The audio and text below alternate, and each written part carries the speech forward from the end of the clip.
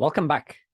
The first section of Grace is to greet the customer. The greet is the initial touch point, the first impression.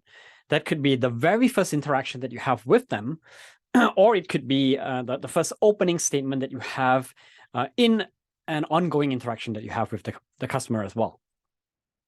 So basically, you're trying to establish a few things in that first impression, and we'll go into them in a second. But your goal in and around here is to really form a good connection with your client, because no matter how great a product or service you have, if you don't have a good relationship with your prospect, they won't be interested in buying, right? So your goal here is to really get the customer to feel that you care for them and that they're attended to make them feel special, that that they'll know that you appreciate their business. And it's to really send the signal to the prospect that you are friendly, approachable, because at the end of the day, people buy from people that they like. So what are you trying to do in a greet? I would say that the good news is it's actually not as complicated as you think. There's only two real things that you're trying to do.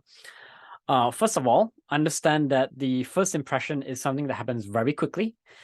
Usually within the first 10 seconds of an interaction. If it's an email, for example, it would be, I would say, even in the first 7 or so words. if it's in person, it's as close as, about 10 feet away.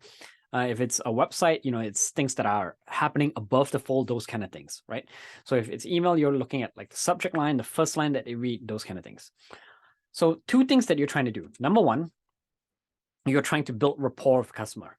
So rapport basically just means that you want to get the customer to like you. And we'll go into different ways to kind of do that in an authentic manner without actually manipulating the customer.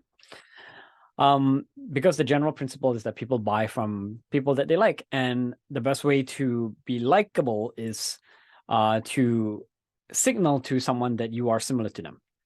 So it's not about manufacturing a false sense of similarity.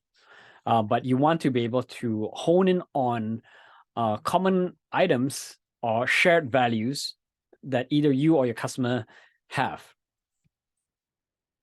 It basically kind of signals to them that you're approachable, that you're someone that's on their side, most importantly. And number two, when you're building rapport, you're also building trust with a customer, because the more they trust you, the more that they will see you as someone who has their best interest at heart. And they will understand that whatever you're about to propose to them is something that will truly benefit them.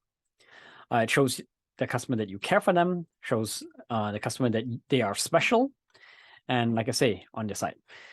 The second thing that you're trying to do in the greet is to establish a sense of credibility.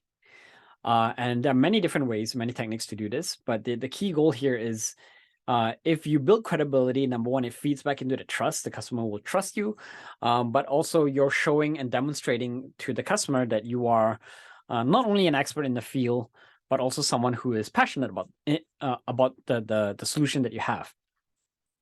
So, some key things that you can do in and around establishing credibility. Credibility includes highlighting, let's say, your expertise and experience, right? How much time have you spent in the industry? What knowledge do you have?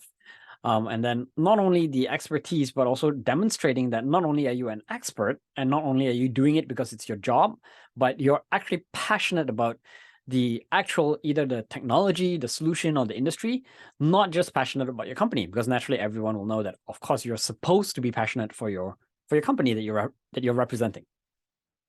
As you think about these items in terms of both rapport and credibility, some examples could include, let's say, if you're selling a cell phone, you want people to understand that, yes, you're a normal consumer as well, and you also go through the same considerations that they do, as you are also shopping for, or as you have also bought a cell phone or use a cell phone yourself, right?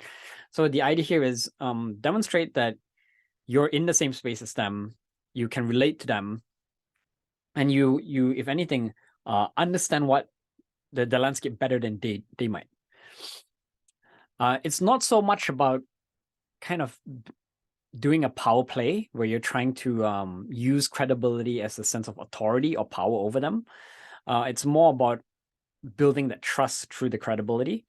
using things like social proofing, highlighting reviews, case studies, that also adds to the credibility element as well. So we talked about that. The key thing to remember is in the greet, I think that the biggest mistake that a lot of people do is they try too hard to focus on themselves.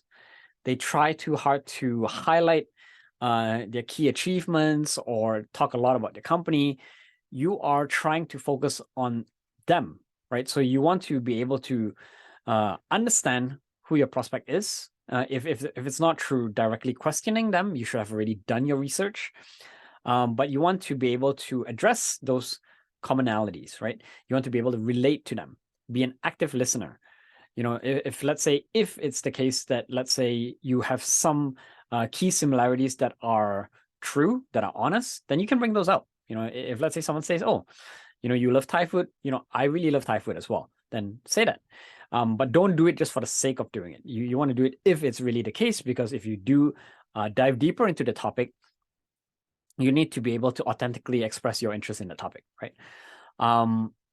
You can also use, let's say, current events as a kind of initial opening point. And in and around current events, obviously, you don't just talk about the weather, right? You need to have something that's a bit juicier in there, something that you can lend your view on your values related to the topic, right? So for example, let's say there's an issue in and around gun control.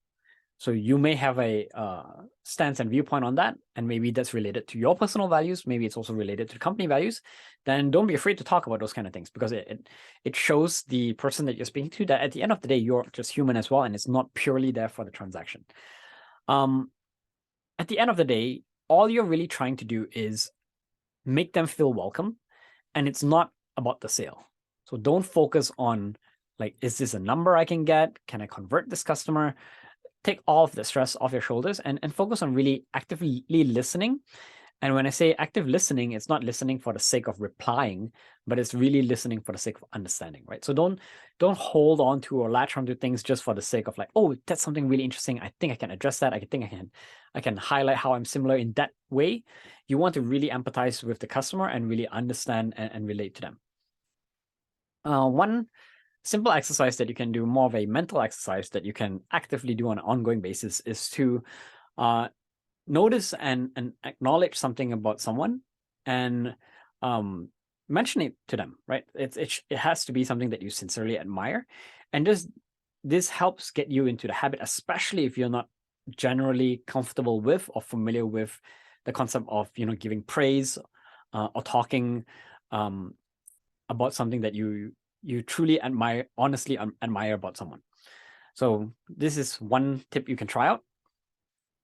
Some other quick exercises are, start to think about how you can establish credibility, both for not only your company, but also for yourself. Because yes, you want to highlight that your company is the best at what you're offering, but also you want to highlight why you are good at your job as well.